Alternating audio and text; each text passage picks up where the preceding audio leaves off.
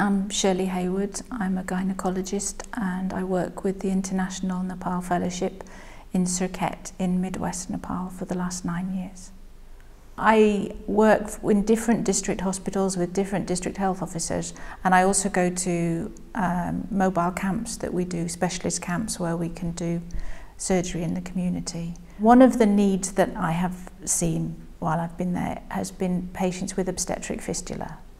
And the very first camp that we ran in 2009, I'd just come back from Ethiopia and some training, and the very first patient who arrived was a tiny little girl of 8 who had fallen from her house when she was 2 and had had a penetrating injury that left her incontinent of urine.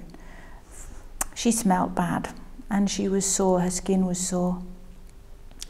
And her parents had had other children since who didn't like their smelly sister and wouldn't sleep in the same room with her. And she would try going to school and always come back in tears. Now, I was expecting women who'd had a difficult childbirth come into my camp.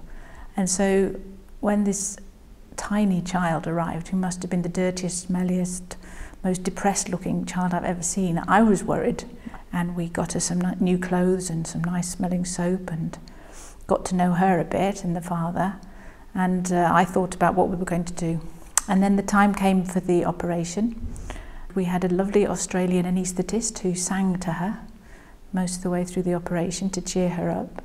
And gradually, as the bed was dry and the catheter stayed there, she started to look hopeful and ask for bits of paper to practice her writing. And then the day the catheter came out, she was a changed child and she practically danced home.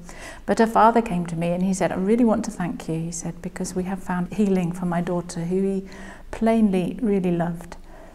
And he said, we've found healing, but we've also met the Lord and he has healed my daughter.